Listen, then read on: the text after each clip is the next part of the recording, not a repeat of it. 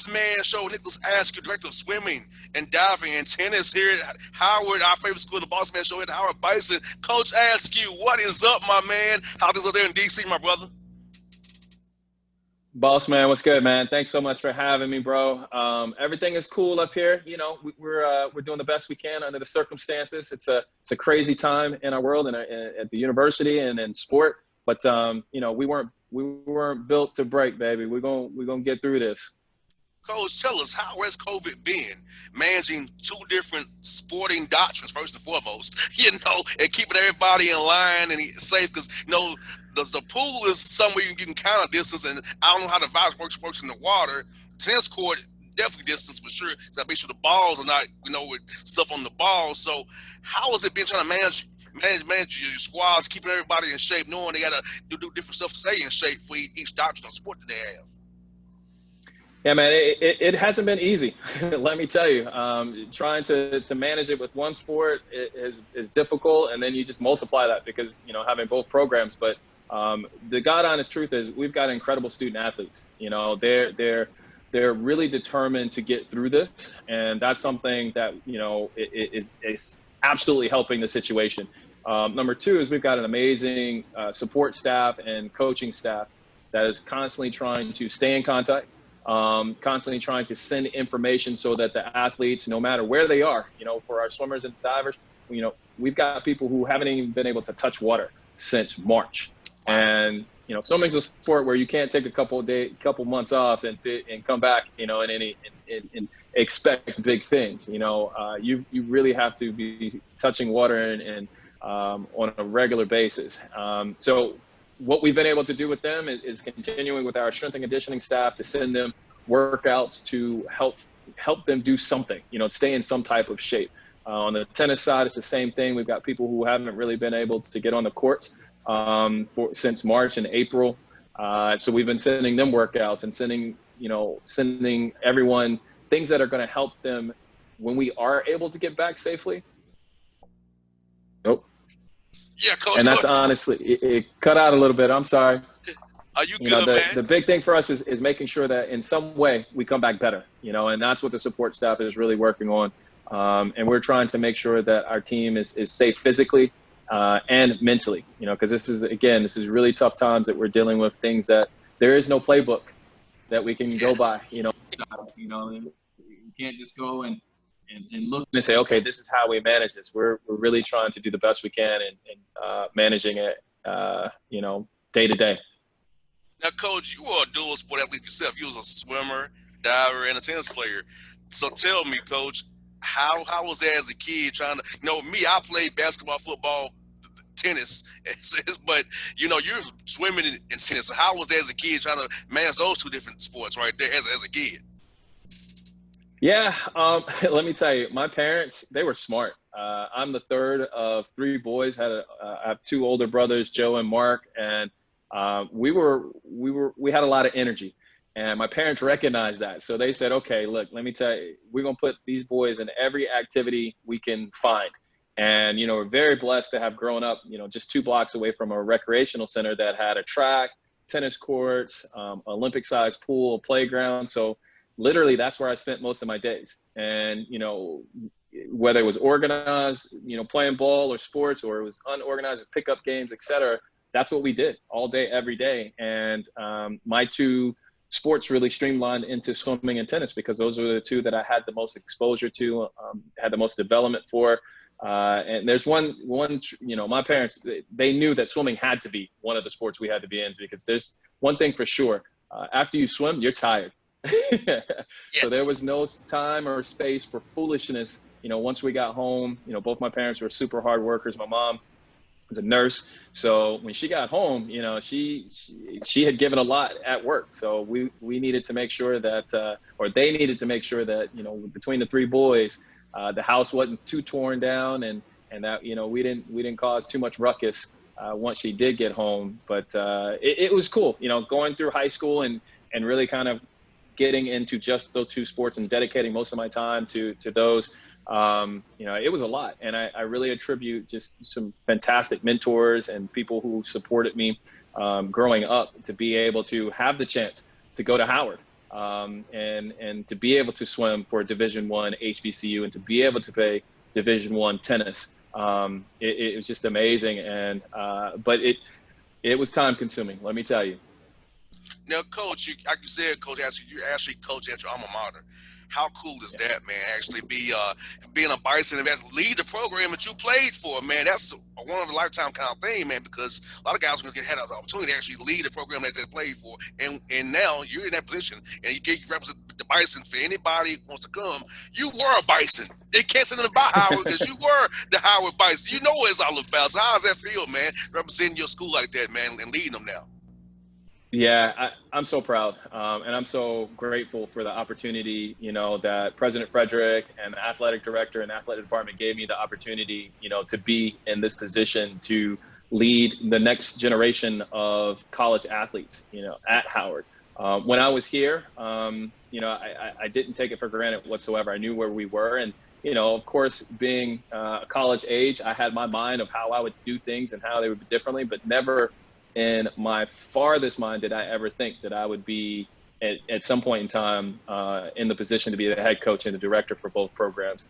It really came kind of funny. I talked about the program after graduation, et cetera, and essentially they were like, okay, well, we'll give you a chance to go in there and make the most out of it. And I was like, oh, okay. And once I got the opportunity, put together an amazing coaching staff, and I've had fantastic support from, athletic director Carrie Davis, our senior women's administrator Amy Olson, the Office of Student Affairs, and it's been great. And that's something that I talk to my recruits as well as our current athletes about my experience and how that I get the chance to be an empathetic coach because I literally swam in the same pool, right? I literally played on the same courts. I studied in the same buildings on campus. I walk the walk, I talk the talk. So I also warn them. I'm like, so, don't come with, no craziness because, I've been there. I've done that. I understand. Yes. If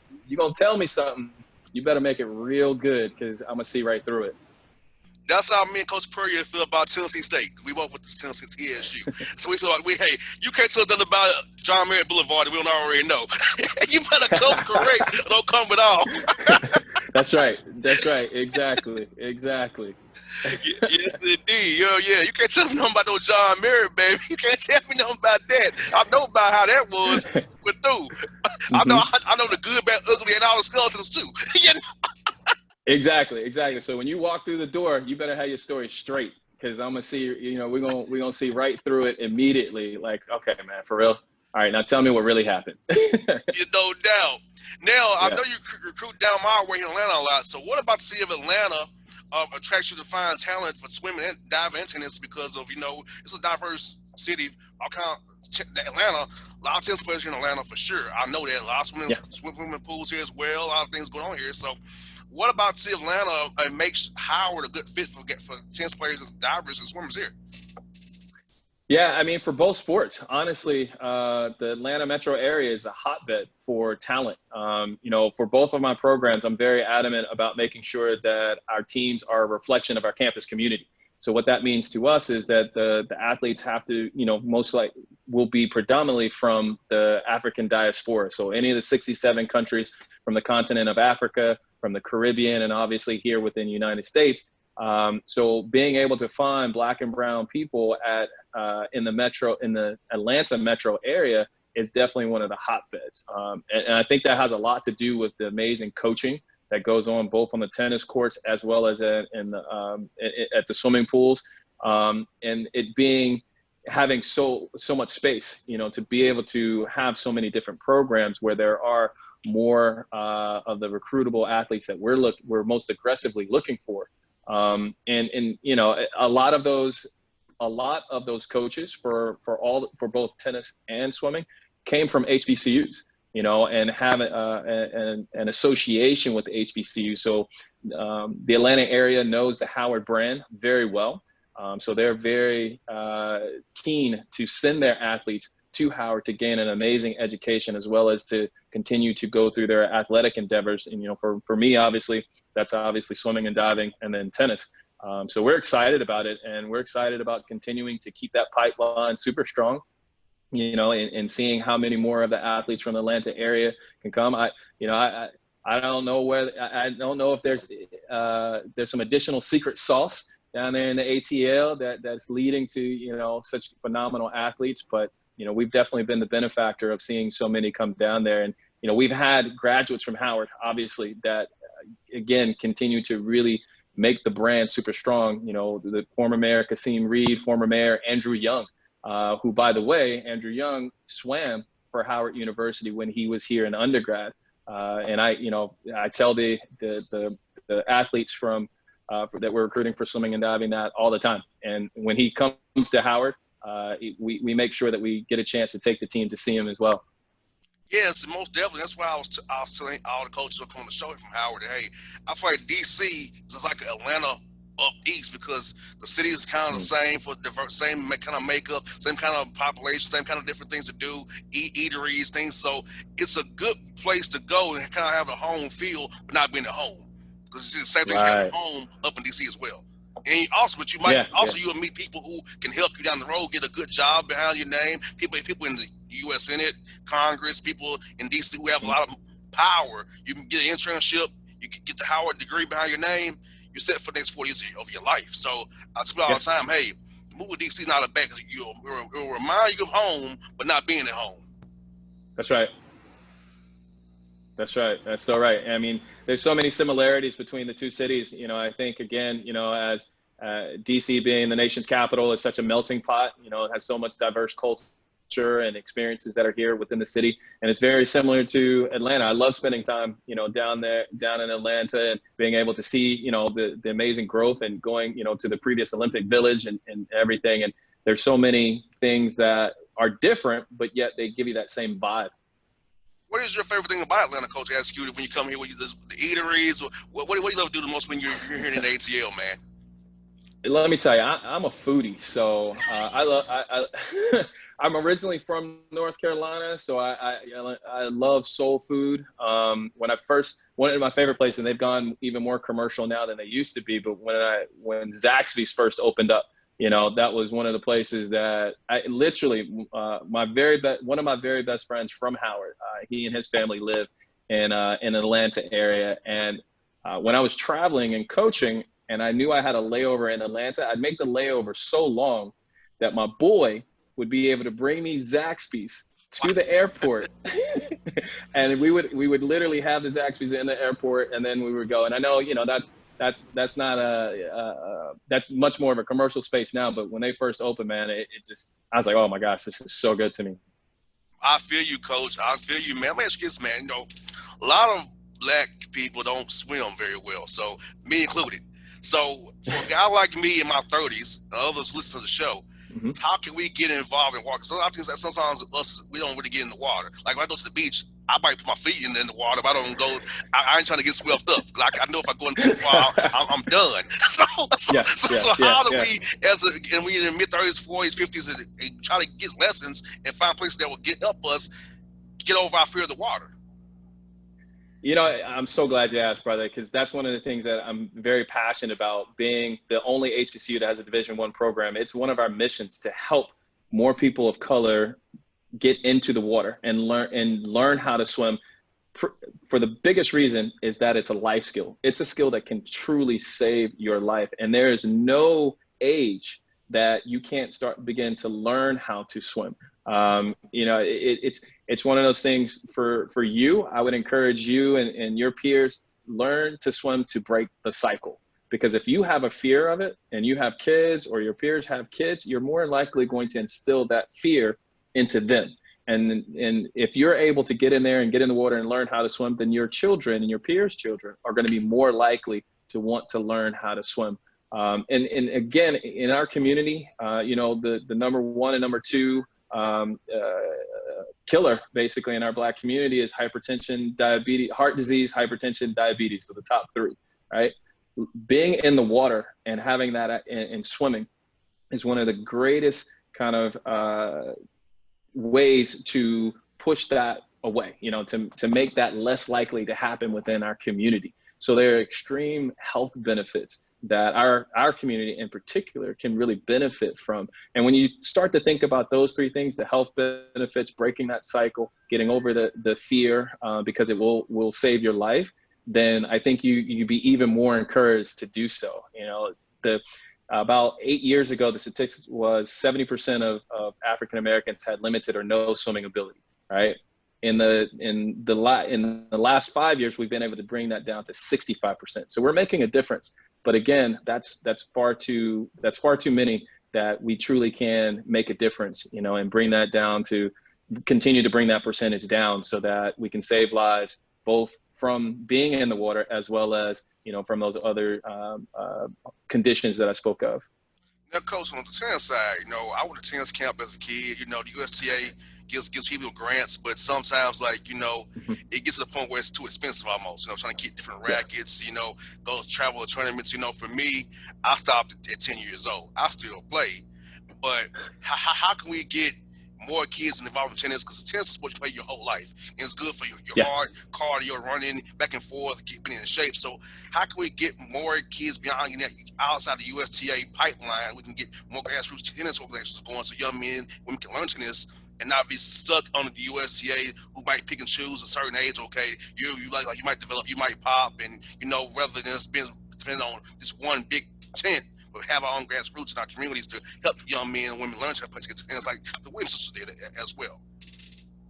Yeah, I mean, I think the biggest thing is in each community, there are typically grassroots organizations, nonprofit organizations that are doing a tremendous job of being able to put rackets in young kids' hands and in families' hands, to be honest with you. And so you definitely want to identify those in your local areas. In the Atlanta area, they're not hard to find. The Atlanta area has one of the largest concentrations of tennis players, especially tennis players of color, in the entire country. I believe the organization is called ALTA, Yes. Atlanta Lawn and Tennis Association. So that's huge. And then, you know, also researching the American Tennis Association, which is the nation's oldest tennis association in the country, and starting to really benefit from the resources that they have. And the USTA is actually doing a much better job than they had been previously doing in past years of being able to support organizations like that. I think it's far too long people looked at the USTA to kind of be the savior, and this is where I needed to go and have to go, and they have to support me, or they have to pick me. But now it's more of the USTA is really trying to give resources to these smaller organizations in order to support them, because nobody can do it better than your hometown or your home folks.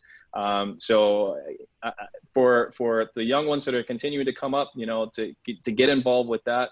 One of the biggest things I always promote for tennis, especially, is being a part of an organization where, you know, your friends are a part of it. You feel like it's a family atmosphere, because you're gonna, you know, it's the sport of love. You know, you're gonna love going, you're gonna love playing, but when you get involved and you're just doing lessons all the time, you know, that seems too much, especially for a young one. That's like work. Who wants to go and, you know, at 10 or 12 years old to a tennis lesson? You know, you want to go play. That's what kids want to do. They want to play, they want to compete. And that's more in those environments where you have those grassroots organizations to give them the opportunity to do that. And of course, if you're continuing to show talent, then you can play the tournaments, you know, start getting your tournament count up to compete, you know, at that level. And obviously, you know, there's no one size fits all, but I think that will definitely help, you know, kind of the base. We have Donald Young here in Atlanta, of course, Chris Eubanks from Mhm. Georgia Tech, and Tia Francis Tiafo from the DMV. How much does he Yeah. come around you guys and help out your program? Well, you know, one of the things that we're building at Howard is we're trying to develop a deeper pipeline or a deeper connection with the pro tennis players of color. We feel like Howard is a great place for them to be able to want to give back. I think there's a sense, especially, you know, after everything that's going on this summer, you know, that really kind of ignited with the killing of George Floyd. You know, Black athletes are feeling of a sense of, you know, what else can I do? And Black tennis players are no different than that. And one of the things we want to be able to provide and be a place for them as an HBCU, playing a predominantly white sport, is be able to have them have an opportunity to give back. and to, to talk with our team and to speak with the team, and not just them, but also the coaches that work with them.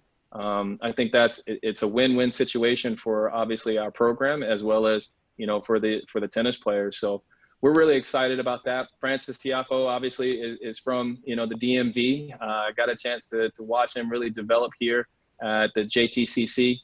That's right here in Maryland, and super excited about his successes and what he's doing. So looking forward to, obviously he would be one of the first ones that we would look to be able to, connect with, to spend some time with the team. And then of course, obviously Chris Eubanks, Taylor Townsend, Donald Young, et cetera, are great as well, and welcome, to be able to come back. Yes, and coach, I'm actually about training the guys on tennis court. Do you train on the hard, true green clay, the red clay, or you just do on some medium pace hard courts? How is it going for you guys? Yeah. Well, college tennis is predominantly played on the hard court. So, when we train and we compete, it's on the hard courts. A lot of the surfaces, a lot of times where we get a chance to be on different surfaces like red clay or even hard true is going to be in our off season. And that's a time where we're really truly working on a lot of development, because, the clay, as you're a former tennis player, you got good tennis knowledge.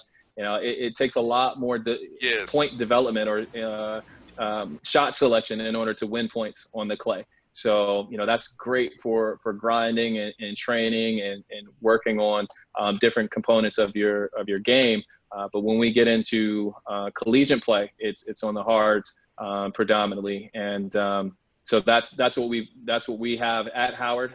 We've got the 8 outdoor courts that we train and we compete on.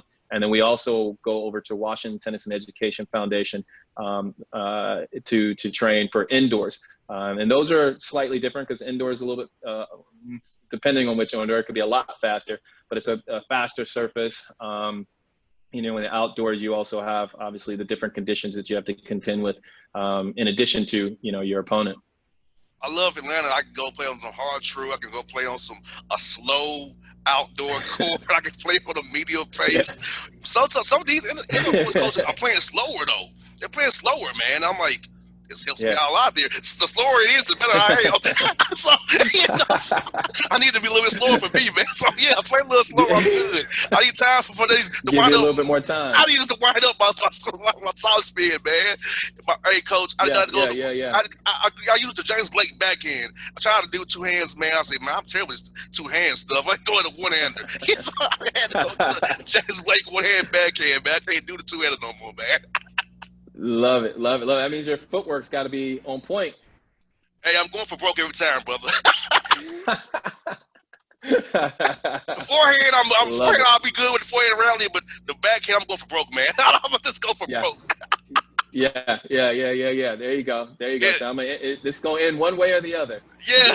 Hey, kick, serve, forehand, or backhand corner, I'm going for broke. I'm going for that. I don't care. I'm just going for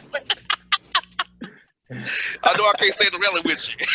I need to give me a slice backhand. So you give me a slice, I'll be okay. But I don't have it. Yeah. I don't have it yet, coach. I got you. You get on that clay. It'll help you develop those defensive skills, and that slice going to come around because you're going to have a chance to stay in that point a little bit more. No doubt. Well, coach, tell us this.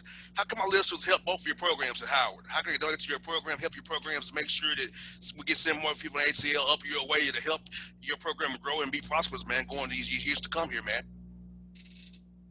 Yeah, the 2 biggest things is one, for us, it's about exposure. Again, being in Olympic sports, swimming and tennis, we don't get the same type of exposure as, football and basketball. No knock to them whatsoever, but, we understand where we are.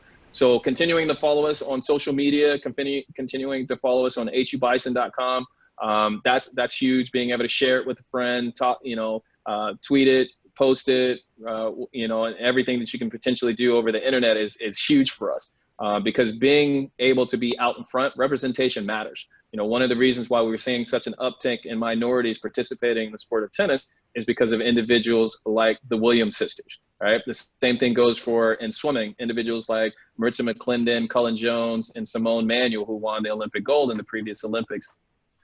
That's huge. So exposure definitely helps our program. The second thing is contributing, especially in these times of COVID. We've seen the two sports that are getting cut the most right now are swimming and diving and tennis. And that's a scary thought, for anyone who loves both of those sports.